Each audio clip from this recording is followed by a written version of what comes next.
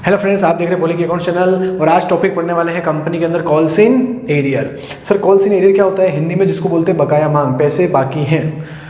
Definition पढ़िए। If a shareholder fail to pay the due amount, जब shareholder due amount payment करने के लिए fail हो जाता है ऑफ शेयर अलॉटमेंट और कॉल्स, अलॉटमेंट और कॉल का पेमेंट करने के लिए, the unpaid amount of share is called calls in arrear. जो अनपे अमाउंट होगा, अनपेड जो पे नहीं किया है, वो कॉल्स इन एरियर होगा। सिंपल सी बात बताता हूँ। कोई शेयर होल्डर अगर allotment, first call, second call का पेमेंट नहीं करता है तो वो उसको बोलते हैं कॉल्स इन एरियर। ठीक है, यहाँ पे एप्लीकेशन नहीं लिखा है क्योंकि एप्लीकेशन का पैसा तो क्या देना होता है? एडवांस। वो तो बाकी रहेगा नहीं, उसका एरियर नहीं रहेगा। हो शेयर अलॉट हो गए, एप्लीकेशन का पैसा भेजा, शेयर इशू हो गए, फिर हो सकता है अलॉटमेंट बाकी हो सकता है उसका फर्स्ट कॉल बाकी हो सकता है सेकंड कॉल बाकी हो, तो उसको बोलते हैं कॉल्स इन एरियर। क्लियर हुआ? अब बात करते हैं जनरल एंट्री की। अब जब कंपनी शेयर होल्डर, सारे शेयर होल्डर से बोला भैया अलॉटमेंट के पैसे लाओ, हो सकता है एक दो बंदे ऐसे हों जो पेमेंट नहीं कर रहे हों अलॉटमेंट के, तो कॉल्स इन एरियर क्या होगा? डेबिट होगा। एंट्री जब अलॉटमेंट का अमाउंट रिसीव होगा, bank account debit, calls in arrear account debit. Calls in arrear में वो अमाउंट आएगा जिसने पेमेंट नहीं किया है, उस चोर ने जितना पेमेंट नहीं किया वो कॉल्स इन एरियर में डेबिट होगा। Clear? To share allotment, first call या सेकंड कॉल। अगर अलॉटमेंट पे ड्यू है तो टू शेयर अलॉटमेंट आ जाएगा। फर्स्ट कॉल की एंट्री में फर्स्ट कॉल का ड्यू है तो टू शेयर फर्स्ट कॉल आ जाएगा। मतलब कॉल्स इन एरियर कौन सी वाली एंट्री में आएगा? बैंक वाली एंट्री में। क्योंकि जब आप ड्यू करोगे, पैसा मांगोगे, वो तो सबसे मांगोगे, जितने शेयर होल्डर है सबसे बोलोगे भैया अलॉटमेंट का पैसा लाइए। जब आपके बैंक में पेमेंट आएगा तो पता चलेगा किसी चोर ने पैसा नहीं दिया है, तो वो कॉल्स इन एरियर होगा। तो कॉल्स इन एरियर की एंट्री किसमें होगी? बैंक वाली एंट्री के साथ। क्लियर हुआ? अलॉटमेंट का पेमेंट नहीं किया तो अलॉटमेंट की बैंक वाली एंट्री के साथ, फर्स्ट कॉल पे पेमेंट नहीं हुआ तो फर्स्ट वाली कॉल की बैंक वाली एंट्री के साथ, और same to same second call की एंट्री के साथ। हो सकता है अलॉटमेंट के बाद आपने 4 महीने बाद फर्स्ट कॉल मांगी हो, तो हो सकता है वो बंदा फर्स्ट कॉल का पैसा और अलॉटमेंट का पैसा दोनों मिला के पे कर दे। मतलब कॉल्स इन एरियर का पेमेंट थोड़ा लेट हो रहा है।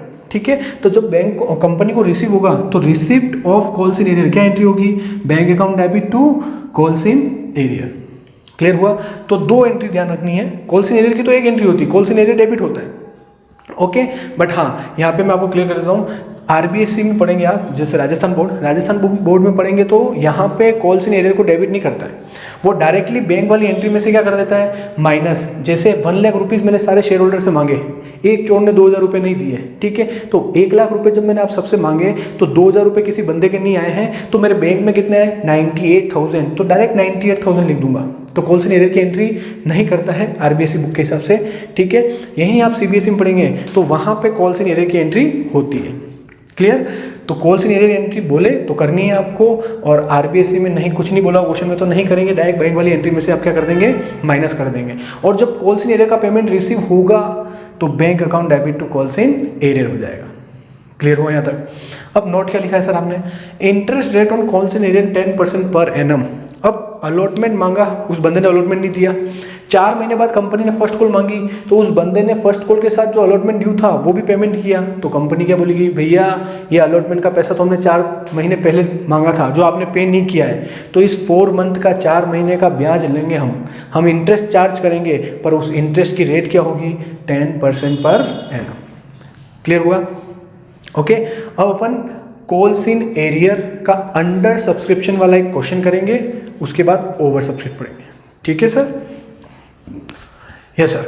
अब कॉल्स इन एरियर का एक क्वेश्चन करते हैं अंडर सब्सक्रिप्शन वाला। ओके, आपको पता ही है अंडर सब्सक्रिप्शन और ओवर सब्सक्रिप्शन क्या होता है, ये मैंने लास्ट वीडियो में आपको बता दिया है।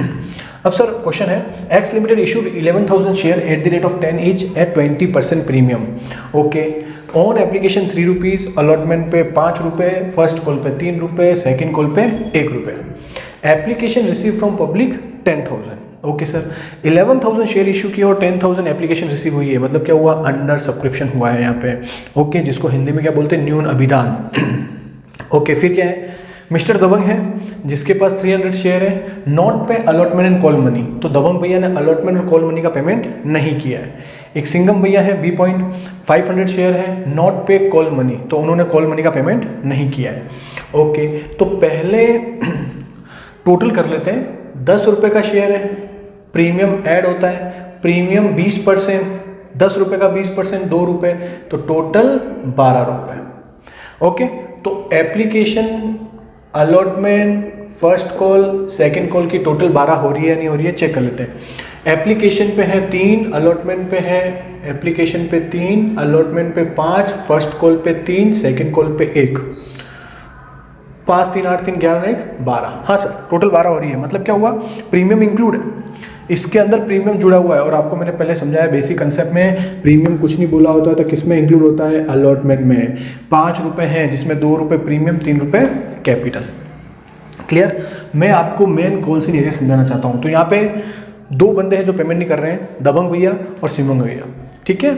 अब अपन एंट्री करते हैं। First general entry, bank account debit, bank account debit to share application. अभी मैंने ये नहीं बताया कि इक्विटी है प्रीफेस है, मैं आपको सिर्फ कंसेप्ट सिखाना चाहता हूँ। तो bank account debit to share application, sir कितने एप्लीकेशन रिसीव हुई, 10,000। यहाँ पे ध्यान रखना 11,000 इशू किए उससे मतलब नहीं, 11,000 शेयर इशू किए तो 11,000 से एंट्री नहीं। सिंपल सी बात है, पब्लिक ने कितनी एप्लीकेशन को भेजा है, मतलब कंपनी को कितनी रिसीव हुई है, 10,000। तो एप्लीकेशन का पैसा 10,000 एप्लीकेशन पे आया होगा। क्लियर। तो 10,000 मल्टीप्लाई बाय 3, 30,000। ओके। अब एप्लीकेशन का पैसा कैपिटल में ट्रांसफर करोगे। Second entry, share application account debit to share capital, 30,000 rupees मैं ट्रांसफर कर दूंगा। Okay sir. एप्लीकेशन वाली एंट्री में कोई दिक्कत नहीं, इसमें कोई कॉल सिनेरियर होता नहीं है क्योंकि एप्लीकेशन का पैसा क्या देना होता है, एडवांस। तो एप्लीकेशन वाले में कोई कॉल सिनेरियर नहीं हो सकता। ओके। अब थर्ड एंट्री अलॉटमेंट की, यहाँ पे है, यहाँ पे शॉर्ट में लिख लें क्या क्या है, कौन चोर है, दबंग भैया। ये क्या पे नहीं कर रहे हैं, अलॉटमेंट पे नहीं कर रहे हैं, फर्स्ट कॉल और सेकंड कॉल, ठीक है, ये पे नहीं कर रहे हैं। सिंगम भैया क्या नहीं पे कर रहे हैं, अलॉटमेंट पे कर रहे हैं, फर्स्ट कॉल और सेकंड कॉल। कॉल मनी मतलब दोनों कॉल, ठीक है। ओके, मैंने लिख दिया है। तो अलॉटमेंट कौन पे नहीं कर रहा है, दबंग भैया। मैं पहले ड्यू करने की एंट्री करता हूँ, share allotment account debit to share capital. Sir to security premium, क्योंकि क्वेश्चन प्रीमियम पे है, टू सिक्योरिटीज प्रीमियम, भूलना मत। 3 रुपये कैपिटल, 2 रुपये प्रीमियम, टोटल 5 रुपये। मल्टीप्लाई मल्टीप्लाई मल्टीप्लाई, कितने शेयर इशू किए हैं, नहीं इशू 11,000 की है, बट आपको एप्लीकेशन कितनी रिसीव हुई, एप्लीकेशन रिसीव हुई 10,000, तो 10,000 से मल्टीप्लाई होगा। यहाँ पे ये ध्यान रखने वाली बात है। तो 50,000, 30,000 एंड 20,000।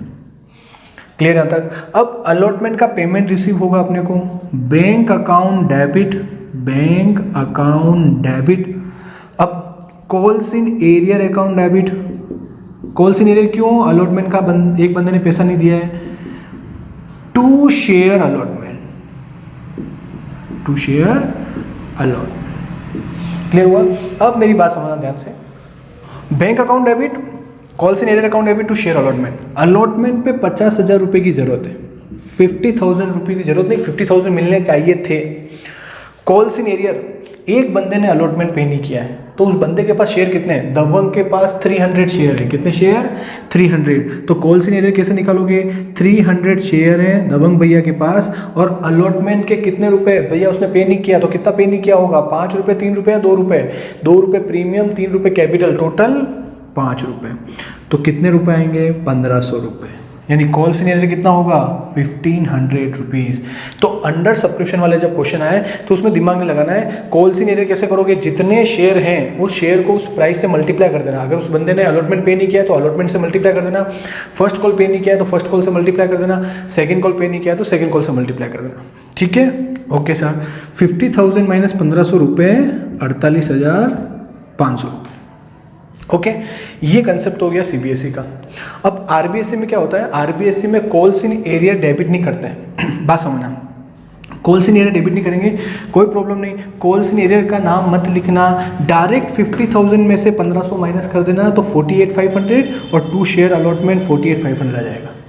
ओके, तो ध्यान रखना आरबीएसई में कॉल्स इन एरियर की एंट्री नहीं करते हैं। हाँ, जब तक क्वेश्चन में नहीं बोले, क्वेश्चन में मेंशन है स्पेशल कि भैया कॉल्स इन एरियर की एंट्री करनी है तो ऐसे ही करना होगा, और नहीं करनी है तो कोई बात नहीं, इसको नहीं करेंगे और 50,000 की जगह 48,500 लिख देंगे।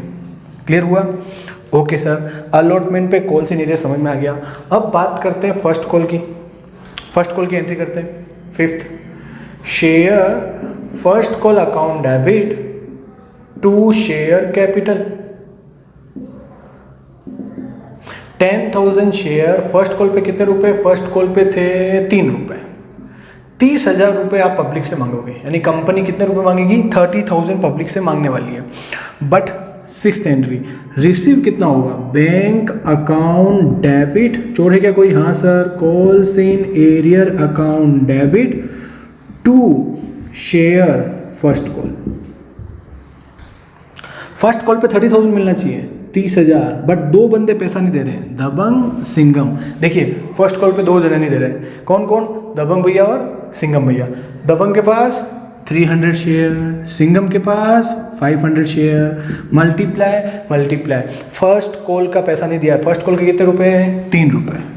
3 900 1500, टोटल 2400 रुपये। तो टोटल कॉल सीन कितना हो गया? 2400, जिसमें दबंग का भी है और सिंघम का भी है। तो 2400 का कॉल सीन एरियर, तो 30,000 में से 2400 गया, 30 में से 2 गए 28, तो 27,600 रुपये। तो calls in arrear first call पे 2 बंदे पैसे नहीं दे रहे हैं, दबंग भी नहीं दे रहा है और सिंघम भी नहीं दे रहा है, तो दोनों के शेयर का उस फर्स्ट कॉल से मल्टीप्लाई कर देना, तो कॉल सीन एरियर आ जाएगा।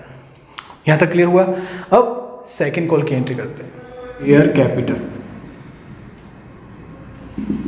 सर 10,000 एप्लीकेशन रिसीव हुई थी, मल्टीप्लाई बाय सेकंड कॉल के कितने रुपए? 1 रुपीज़, 1 रुपया, तो 10,000 रुपीज़ मिलने चाहिए। 10,000 रुपये कंपनी पब्लिक से मांगेगी। ओके, उसके बाद 8th एंट्री, जब पेमेंट रिसीव होगा सेकंड कॉल का, bank account debit calls in arrear account debit. Sir second call पे भी 2 जने पैसा नहीं दे रहे हैं, टू शेयर सेकंड कॉल। अब देखना कौन कौन पैसा नहीं दे रहा है सर सेकंड कॉल पे? Dabangg, Singham, 300 share, 500 share, multiply. Second call का पेमेंट दोनों ने नहीं दिया है, तो सेकंड कॉल पे कितने रुपए? 1 रुपया। ओके, तो 300 रुपये दबंग भैया नहीं देंगे, 500 रुपये सिंघम भैया ने नहीं दिए, तो टोटल 800 रुपीज़ नहीं मिले कंपनी को, टोटल 800 रुपये नहीं मिले। मिलने कितने चाहिए? 10,000। 10,000 में से 800 रुपये का कॉल सीन एरियर है, तो 10,000 माइनस 800, 9,200 रुपीज़ आएगा। क्लियर हुआ? तो यहाँ पे कॉल सीन एरियर मैंने आपको बेसिक कंसेप्ट सिखाया। तो अंडर सब्सक्रिप्शन हो, मतलब ओवर को छोड़कर, या तो 11,000 शेयर इशू किया और 11,000 एप्लीकेशन आ जाती तो कोई दिक्कत नहीं थी। ओवर सब्सक्रिप्शन नहीं हो रहा है, ओवर मतलब जितना इशू किया उससे ज़्यादा आ रहा है, तो दिक्कत होती कॉल सीन एरियर। तो कॉल सीन एरियर दूसरे तरीके से निकालते हैं, वो मैं आपको आगे सिखाऊंगा। बट अभी पढ़ रहे हैं अंडर सब्सक्रिप्शन। अंडर सब्सक्रिप्शन का मतलब क्या होता है? जितने शेयर इशू किए या तो उतने ही आएंगे, तो ठीक है, इक्वल हो गया। उससे कम आए, एप्लीकेशन कम रिसीव हुई, तो उससे ही मल्टीप्लाई करेंगे जितने एप्लीकेशन रिसीव हुई है। और कॉल सीन एरियर कैसे निकलेगा? जितने शेयर उस बंदे के पास हैं जो पेमेंट नहीं कर रहा है, उसका allotment, first call, second call, जो भी पे नहीं कर रहा है, वो उसकी मनी से क्या कर दोगे? उसके पैसे से क्या कर दोगे? मल्टीप्लाई कर दोगे, तो कॉल सीन एरियर आ जाएगा। क्लियर हुआ? तो ये मैंने basic question calls in arrear का आपको सिखा दिया है। Okay, thank you.